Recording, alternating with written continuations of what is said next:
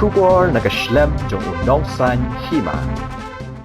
United Democratic Party kala Kitbok Kyrteng yu uba Synshar Lyngdoh hasha banit Thep Kyrteng how returning officer a deputy commissioner East Khasi Hills District kabala long menta kasi ka khat phra tarik jong yayong arhajar arpulai kani ka jingket bok ka dei ha ka jingyalang ka balingkot ha Ophis UDP kabala panya do ba met ba Lyngdoh kum president ha ka jingyan nang uba Synshar Lyngdoh ka kami ukpa bat ki bahing hasem bat ki MLA ka UDP uba met ba la kerpa dia baro ki MLA banlit lut sya sok yang andala sedang ka jingyalang pat ba khnang bo kertong ka UDP unyo ya ka jingjam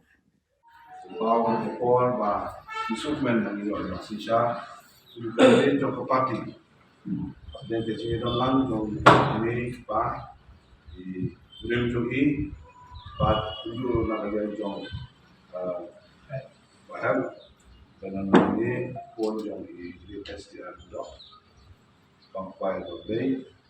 bah nak ada jauh hidup baru mereka ini bah nak ada jauh ke parti Report ni scam legal election campaign dan ya kembali semua bagi rakyat pada departemen komunikasi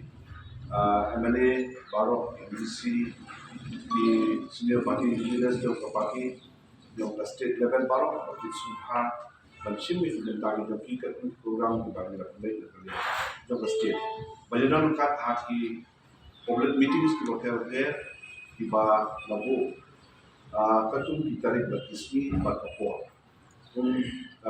Jika sangat menjadi ada sim dia akan